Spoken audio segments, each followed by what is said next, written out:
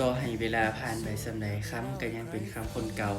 บ่แม่นว่าซื้อรถ Revo แล้วเนาะประสบผลสำเร็จแล้วเนาะคำสิบ่มาแบ่งปันความรู้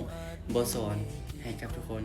คำยังเอาคลิปลง TikTok คือเก่าสม่ำเสมอเนาะขอแค่ให้ทุกคนเนี่ยมีเวลาเข้ามาเรียนเนาะมาเบิ่งเนาะ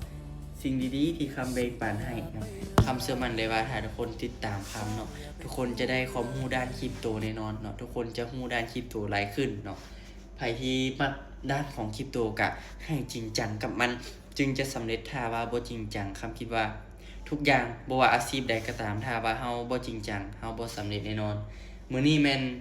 คำมีเทคนิคดีๆมาแบ่งปันให้ทุกคน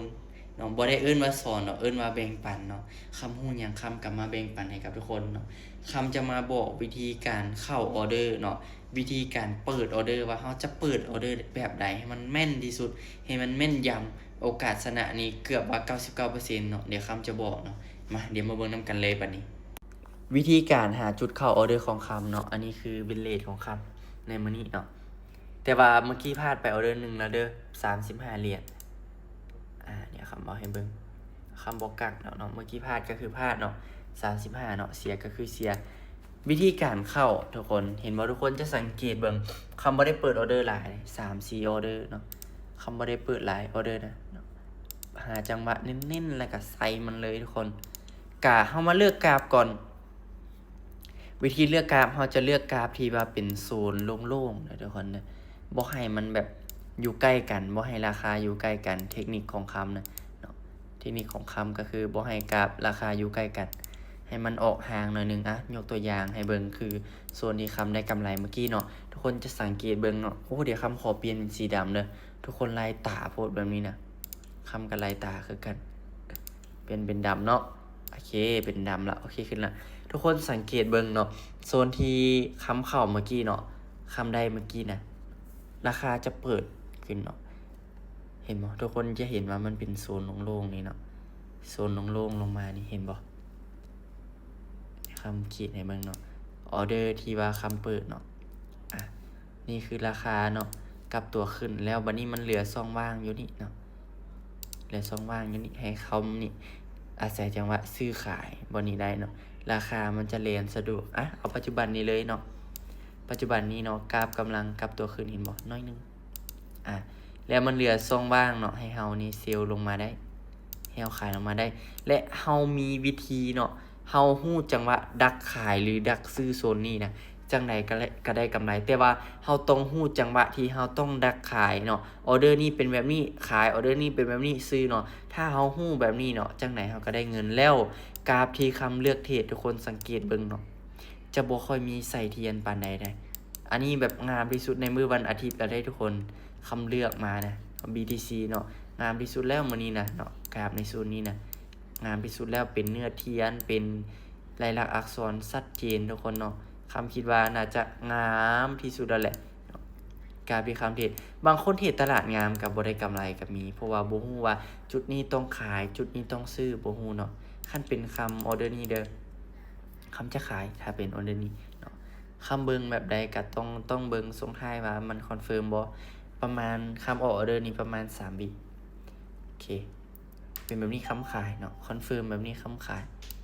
คำสังเกตบ่ได้คำต้องบอกทุกคนจึงคงจะฮู้เนาะคำเบิ่ง3แท่งโวลุ่มนี่เนาะเข้ากันเนาะแล้วบริเวณนี้นะทุกคนเบิ่งราคาไหมเนาะทุกคนว่ามันเคยผ่านขึ้นมาบ่เคยผ่านจักเทื่อแล้วมันนี้มาผ่านมาละ2-3ออเดอร์เนาะคำจะขายลงออเดอร์นี้เนาะเดี๋ยวเราเบิ่งว่าออเดอร์แรกของคำจะเป็นจังไดถ้าว่าพลาดออเดอร์นี้เนาะมันลงมาบ่ทัน1เห็นบ่ทุกคนมันลงมาบ่ทันเนาะเห็นบ่มันจะลงมาอยู่แต่ว่าลงมาบ่ทันพลาดออเดอร์นี้มันลงมาออเดอร์ถัดไปคำก็ขายย่ำอีกบัดนึงเฮาต้องย่ำมันอีกบัดนึงนะและเฮาก็สำเร็จเนาะและเฮาก็ได้ทุกคนท่าเบิ่งเด้อเนาะมันต้องเข้าใจแท้ๆเนาะคำก็บ่ฮู้สิอธิบายจังไดให้ทุกคนเข้าใจคำก็หน้าที่ของคำอธิบายไปคำต้องเว้าความจริงต้องสอนทุกคนด้วยความจริงใจเนาะมันเป็นแบบใดเนาะออเดอร์นี้เฮาขายย่ำอีกบัดนึงเด้อมันเป็นแบบใดเฮ็ดจังไดจังได้เงินคำก็ต้องบอกทุกคนถ้าว่าคำกักใบหน่อยนึงเนาะทุกคนเอาไปใส่นี่คำคิดว่ามันผิดพลาดโลดมันบ่ได้กำไรโลดไบนารีเห็นบ่ มันมาลงออเดอร์นี้ทุกคนเพราะว่ามันเป็น clean traffic เด้มันโซนโล่งๆอธิบายให้ทุกคนเข้าใจคือแบบโซนนี้มันเป็นทางด่วนเนาะขาไปได้แล้วขากลับเนาะเฮาฮู้ว่าเขาสิมามื้อใดหั้นน่ะแล้วเฮาตามเขามาซื่อๆเข้าใจบ่ทุกคนอันนี้คือแบบคำบ่ได้จกตายอหย่างใดคำเทศให้เบิ่งแบบสดๆเลยได้คำนะสไตล์ของคำแม่นแบบนี้แหละเทศให้เบิ่งแบบสดๆเลยเนาะนี่กำไรของคำพลาดแต่2ออเดอร์มื้อนี้นะเฮาเปิดออเดอร์ได้ละเนาะเปิดออเดอร์ได้ละเปิดออเดอร์แรกบ่วินออเดอร์ที่2เฮาได้เฮาคูณเงินขึ้นมาน้อยนึงเนาะเฮาก็ได้กำไรทุกคนเนาะเทรดต้องเฮ็ดแบบนี้เทรดเนาะบ่ต้องเทรดโดนได้กำไรคือออกเลยเนาะได้กำไรจากตลาดปึ๊บออกได้กำไรจากตลาดปึ๊บออกออเดอร์นี้ก็ยังย่ำขายได้อีกนี่นะเสื้อคำรถเนาะเฮายังย่ำขายได้บัดนึงคำไป40เลยเนาะทุกคนเบิ่งเทียนเนาะเบิ่งเทียนนี่เนาะ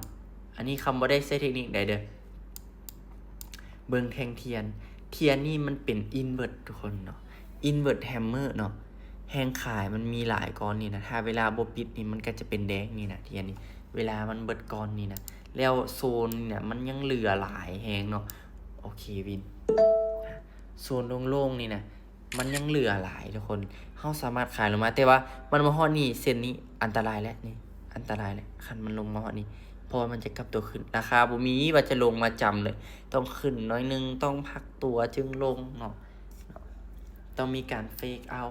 โมเมนต์ว่าจะลงทางลงมาเลย แบบนั้นนี้ตลาดก็งามเกินไปคำว่าเนาะคันยังเหลือซ่องว่างเฮาก็ยังซ่อนลงมาได้เรื่อยๆนะโอเคยังไงทุกคนวิธีการเข้าออเดอร์ของคำเบอร์บอกถ้าทุกคนคิดว่าเบอร์นอกก็ลองเอาไปปรับปรุงปรับใส่เบิงสำหรับใครที่เบิงมาฮอดนี้คำเสื้อมันมาทุกคนจะประสบผลสำเร็จแน่นอน ถึงว่า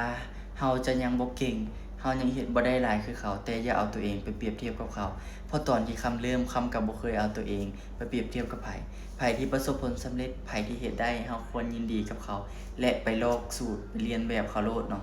มื้อใดมื้อหนึ่งเฮาต้องเป็นแบบเขาให้